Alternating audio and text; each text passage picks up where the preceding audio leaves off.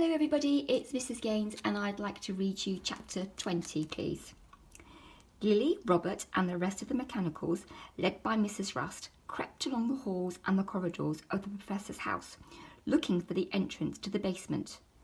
It was hard to keep the mechanicals quiet because they rattled and they jittered and clanked and ticked all the time. "This seems crunkingly familiar," said Captain Springer. "Yes," said Miss Tock.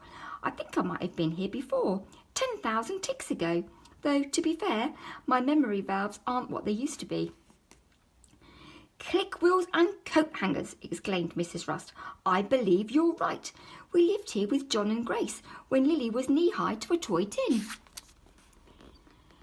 Just then the parquet floor gave a loud creak. "Quiet, all of you," Robert cried. "You need to hush." They paused, listened to see if they'd been heard. Luckily, this part of the house seemed relatively still. Professor Silverfish's mechanical butler and maid were obviously busy in another wing of the building.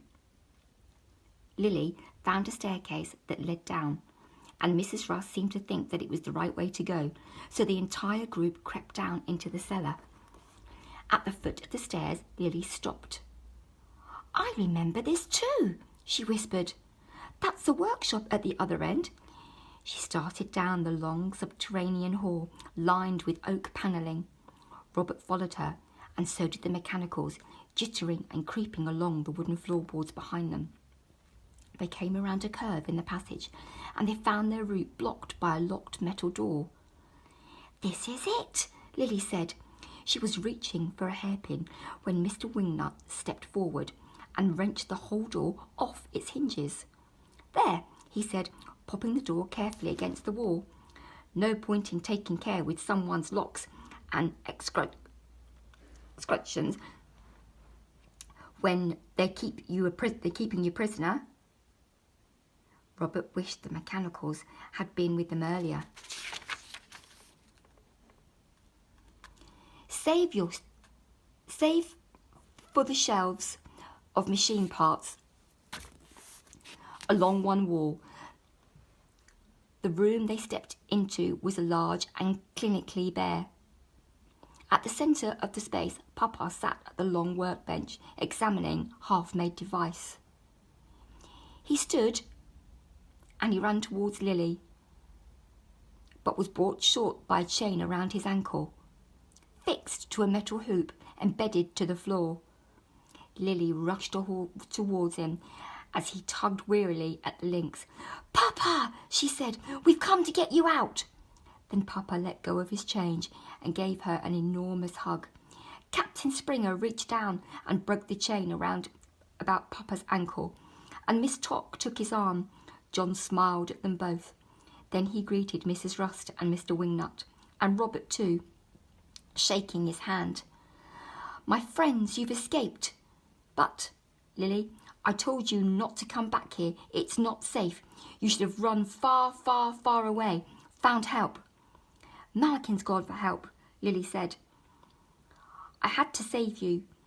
She was close to tears. "And I need to know the truth." Papa squeezed her hand. He was crying too. "But the truth will hurt, Lily dear. It always does. And you've been hurt too much already, as have our friends." He smiled weakly at them. "It's my fault. If I haven't offered Simon the Cogheart in the first place, I should have told you everything when Mama was killed. But you were so broken by the accident. I thought you needed protecting. I was scared you'd think ill of me." "Oh, my choices." "Please," Robert interrupted. "There'll be time for talk later. We have to go." "Oh, of course," Papa muttered. He put his arm around Lily and kissed her on her forehead. "Lead on, Macduff."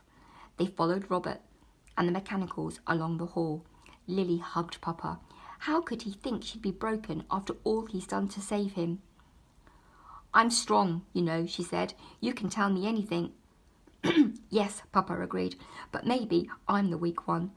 Maybe that's why I wrote you the letter in the first place, so I wouldn't have to tell you the truth face to face. You see, Lily, with Cogheart, I never set out to create a pet perpetual motion machine, and I hadn't realised what Silverfish would do to get hold of it. He'll stop at nothing. Hush, Robert cried. They'd reached the end of the corridor, and he thought he'd heard something. The mechanicals jittered to a stop, and everyone stood still and listened.